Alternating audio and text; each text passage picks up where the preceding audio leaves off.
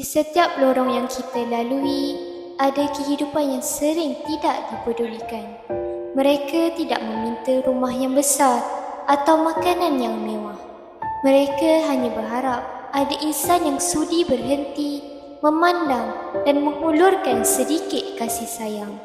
Bagi sesetengah orang, mereka hanyalah kucing jalanan. Namun, bagi mereka sendiri, setiap hari adalah perjuangan untuk terus hidup.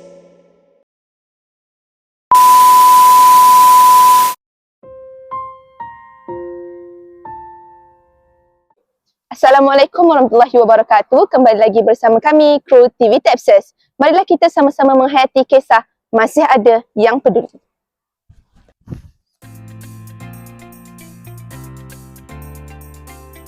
Jom kita tengok sukarelawan tempat menjaga kucing. Aku rasa menarik idea tu. Jom.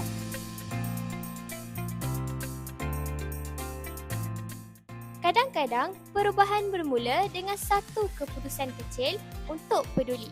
Perjalanan ini bukan sekadar lawatan. Ia adalah perjalanan memahami erti kemanusiaan. Di sinilah harapan diberi peluang kedua. Oh, bawa banyak makanan ni untuk apa? Lah, kita kan nak bagi makan kucing dekat sini. Oh. Makanan. Okey, jom. Satu. Cukup? Okey, lagi lah. Okey, lagi dah. Dua. Cukup lah kan? Cukup. Okey, jom. Jom. Jom kita pergi tengok dekat sangkar sana ada makanan tak lagi? Okey, jom.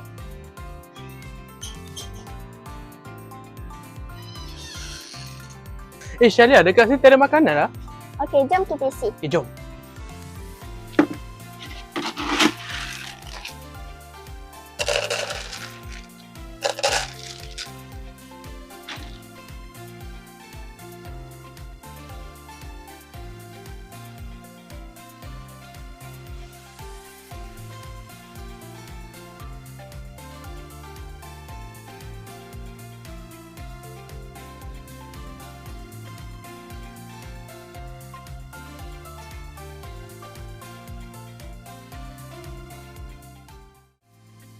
Assalamualaikum warahmatullahi wabarakatuh. Waalaikumsalam warahmatullahi wabarakatuh.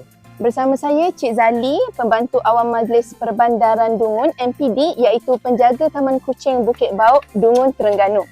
Encik, apakah cabaran terbesar menjaga kucing-kucing yang diselamatkan? Cabaran besar untuk menjaga kucing-kucing yang diselamatkan ni, dia banyak faktor, daripada kesihatan dia, sakit dia, rawatan dia, dan dari segi buah mulut orang. Macam-macam tu lah. Sebab sebenarnya kita kutip kucing jalanan, kebanyakannya memang sakit.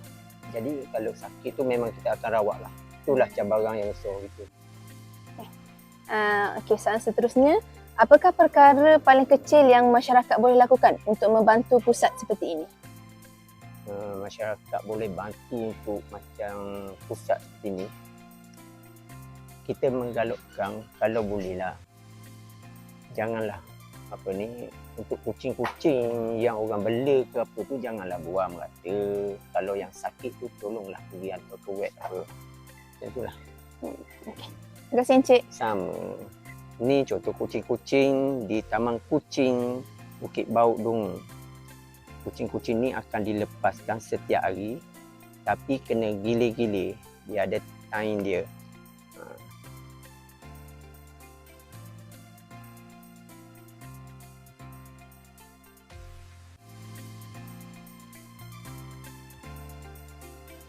Itu sahaja daripada kami, kru TV Texas. Jumpa lagi!